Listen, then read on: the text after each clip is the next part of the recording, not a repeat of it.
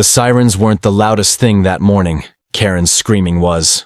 Because only Karen could look at a flashing emergency ambulance, hear a dying man inside, and decide the real emergency was that it was parked 3 inches over the HOA-approved boundary line. I wish I were exaggerating, but when my brother, Ethan, an on-call paramedic, skidded into our driveway to grab life-saving supplies for an accident up the hill, Karen came storming out like she'd been waiting her whole life to ruin someone's day. And of course, she had her clipboard. She marched toward the ambulance in full HOA battle mode, her sunglasses reflecting the flashing lights like she was confronting a villain.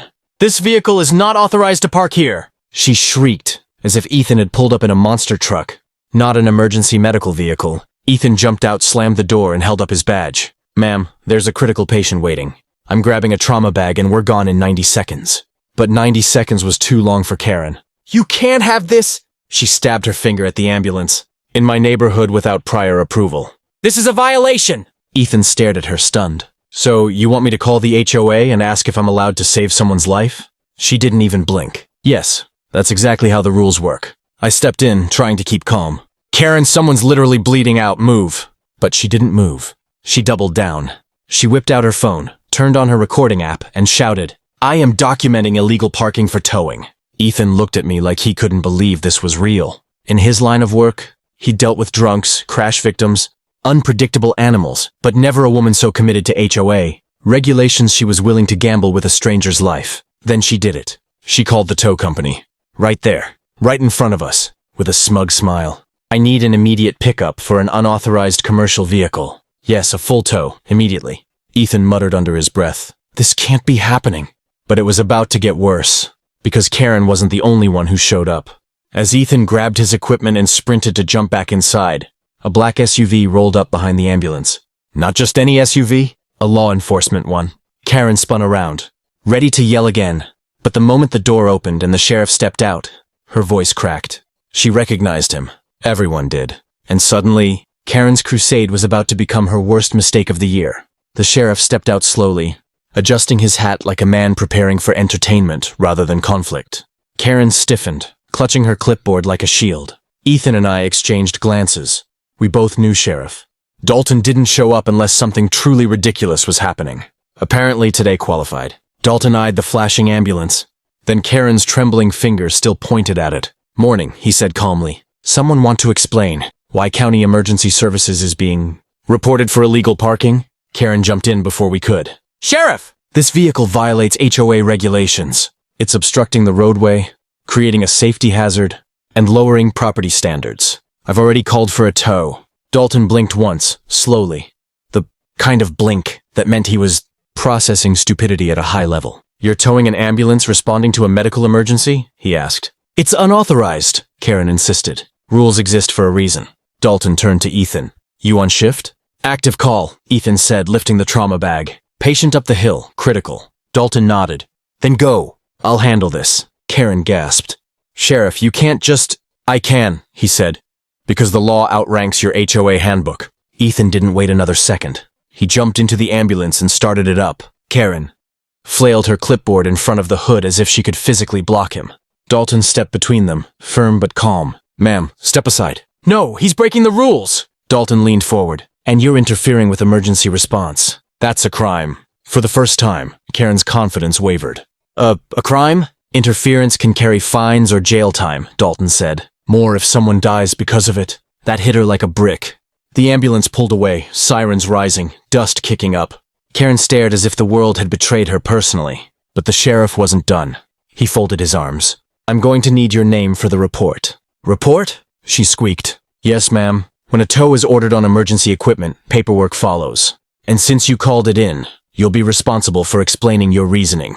Karen sputtered. But the HOA rules—" Dalton sighed. "The HOA doesn't outrank state law. Or common sense." Her clipboard slipped from her hand. And that's when the tow truck arrived. The driver looked confused. "I'm here for the ambulance?" Dalton turned slowly toward Karen. "You going to tell him the truth, or should I?" Karen looked trapped, cornered by her own actions. And she still had no idea the day was about to get much worse. Because while she stood frozen, trying to justify the unjustifiable, another vehicle appeared behind the tow truck. A sleek black sedan carrying someone even Karen couldn't argue with. The Regional Emergency Services Director, arriving after hearing about the attempted ambulance tow. The black sedan rolled to a stop, with the smooth precision of someone who wasn't here for conversation. The door opened, and out stepped Director Lawson, Regional Head of Emergency Services, the man responsible for every ambulance route, dispatch protocol, and medical response team in 3 counties. Even Sheriff Dalton straightened. Karen went pale. Lawson surveyed the scene.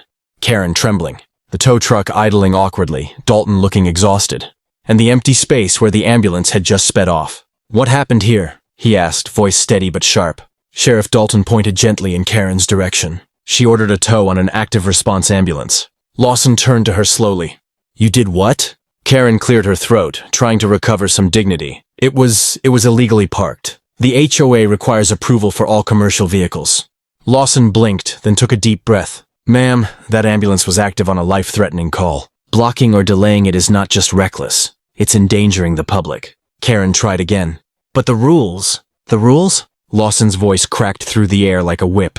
"The rules don't matter when someone's life is on the line. Emergency vehicles don't need HOA permission. They need seconds. Seconds you wasted." The tow truck driver slowly raised his hands. "So, am I towing anything or—" "No," Dalton said sharply. "You're clear to go." The tow truck backed out faster than it arrived. Karen folded her arms defensively.